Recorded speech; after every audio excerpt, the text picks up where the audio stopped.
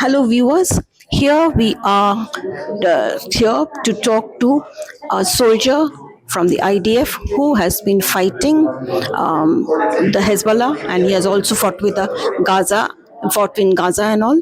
So let us hear his story in his own words. Good afternoon, everyone. I'm 31 years old. I'm in the reserves for 4 years already. I was in active service for seven years and joined 4 years ago the reserves. On my daily basis, I work in a real estate company, and in the past 2.5 years, during the war started, I'm in reserves back and forth, approximately 600 days throughout the whole war. At the beginning of the war, I started as a company commander.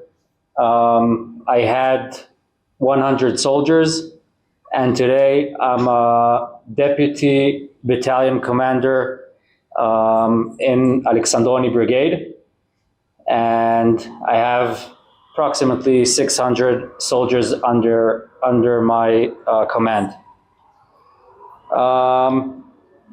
During the war, I fought in Gaza, in Lebanon, and we've been also in Syria, my soldiers and I, with our whole unit. And we didn't leave our families, our friends, and my soldiers have already kids and their jobs, just to fight and to play around in Gaza and Lebanon. We all feel that we're fighting the evil, we're fighting the badness, if it's in Gaza and if it's in Lebanon, and that's what we're doing for the past 2.5 years. I'll speak a bit about Lebanon because I guess that's the reason that you're here for. So we went in Lebanon in October 2024 for the first time. That was the first operation. And I would say from my perspective, from my eyes, what I saw is terrorists that built themselves for several of years on the border with Israel, not to fight an army or not to protect their civilians. They did it for one reason, to fight Israeli civilians, to fight Israeli communities, villages on the northern border. We found over there, I'm not talking about 3 or 4 kilometers inside Lebanon, I'm talking about 500 up to 1 kilometer from the Israeli border. What we found over there is several of weapons, tunnels, even small tunnels that terrorists could stay inside for a couple of days and then come out and attack Israelis from those little tunnels, and weapons in almost every single house within 500 to 1 kilometer from the Israeli border. It was in private houses, it was inside schools, inside hospitals, all over. And as I said before, it wasn't to protect the Lebanon civilians, it was to attack the Israeli civilians. And we did the first move to get in over there and to stop them before they will attack Israeli civilians. I'm planning to ask about, what is the situation right now? How is the ceasefire holding? And what is how much of a degradation of Hezbollah's war-fighting capabilities have you managed to do? So first of all, about the ceasefire, the agreement that there is now between Israel and Lebanon, we weren't the first ones to attack after the ceasefire. Today, we're just, if Hezbollah are doing something against the Israeli citizens up north. So we attack back. But also, it's all in between the lines that we got from the minister and from what the rules that we get from the army. And we're keeping the ceasefire. We're not breaking it, and we're playing inside the lines of this situation that happened now in Lebanon. And I would say we could see Hezbollah terrorists every single day breaking the ceasefire that's supposed to be now in Lebanon. They use the drones. You could see that they move around Lebanon and trying to attack not only soldiers, even civilians, communities up north. And we could see it every single day that they try even more and more. And they are the ones that are breaking the ceasefire that there is now up north.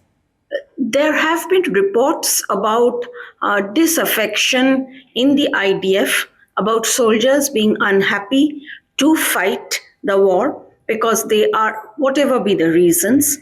How far of that is true? And what exactly is your reaction to that? It's 100% false. I didn't meet one soldier that told me I don't want to come because I don't believe in this war or I don't want to do whatever.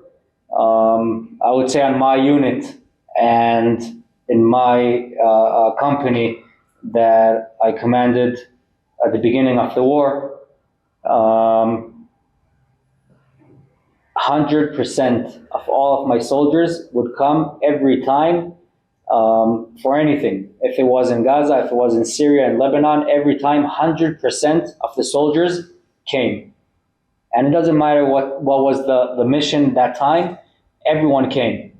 And as I said before, they understand the importance of this war. They understand that we're fighting to protect our state, our people, and we're not trying to do anything bad to Gaza or Lebanon. It's only to protect our country. And if they are not going to come and fight, so no one is going to do it for them. And that's the reason every time they come, I never heard a soldier that said, I don't want to come, I don't believe in this war. They leave families behind, children, they leave jobs. People lost their jobs during the war just to protect the country, and because they understood how important is this war. And it doesn't matter if it's in Gaza or Lebanon. But there was a letter, wasn't it? There was a letter that was doing the rounds where a lot of soldiers had signed saying that they were fed up with the war. They did not want to continue. I didn't see any letter. There was something much before the war. Nothing regarding to the war. I didn't see any letter, and I didn't hear about it even. Okay. And I would say in my unit, there's not such a thing. And even the opposite, the totally opposite, everyone comes and everyone wants to be part of this big war to protect the state. I would say that as a commander, I check into it. Before we go in, I give specific rules. If there is a house that we don't need to ruin, so we don't ruin it. If there is a place that is not, we don't find over there any terror, so we don't break down, we don't burn, and we don't do anything. As I said, we're not there to ruin someone's lives. We're there only to protect our civilians and to fight terrorists and to fight the evil. Nothing else than that. And I would say even more than that, that we don't give any rules to soldiers to break down something that's important to any religion. That's for sure. And I would say, even as a commander, if someone does something that's not appropriate, so we take him back to Israel, and he's not on the front lines, and we don't let him fight, and we don't take him if he doesn't know how to behave good enough to be a soldier. If you have a gun, you need to use it against terrorists, you need to use it to protect your country. And, you gave me like a very, very specific thing that you saw in the media. Think about it. Over 600 days, over 700, over 800 days that the IDF is fighting, and you could find maybe between, I would say, 5 stories like that happened that are inappropriate, and you could see even the Prime Minister came against it, and the Chief of Staff also, and you could find only like 5 stories like that. You could see that in a long war, things could happen, but we fight against that as commanders, and we hope that that's going to be the last thing that it's going to happen over there. We've been in Gaza Strip, and we had a mission to go into one of the houses that we saw that there's something weird in the house, and the minute that we broke into the house, there were like 30 people coming out of the house. They all were with their hands up, and we understood that house, there is something connected to terror in that house. And they came out with their hands up. We didn't shoot any one of my soldiers. No one, that I gave the rule that no one is shooting unless they're shooting at us. Children came out, women came out, even older men came out. We gave them water, we gave them food, and we spoke to them. We wanted to understand what's going on in that house. They said there's nothing over there, everything is clear, there's no terrorists inside.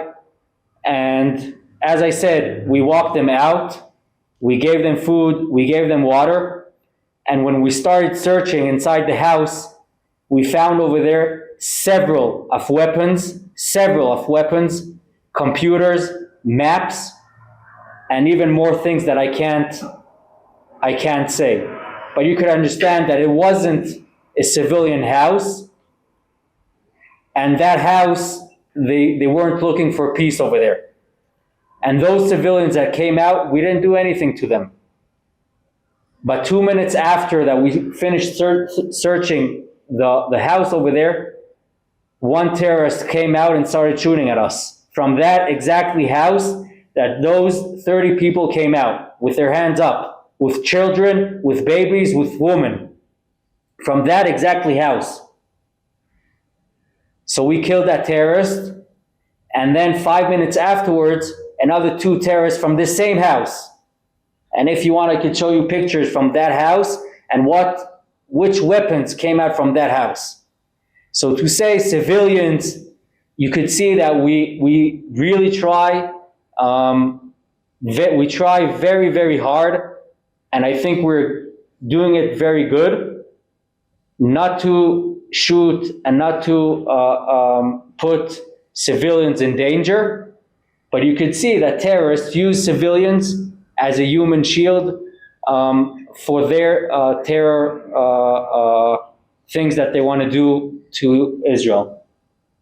For more such videos, subscribe to the NewsX YouTube channel, hit the bell icon.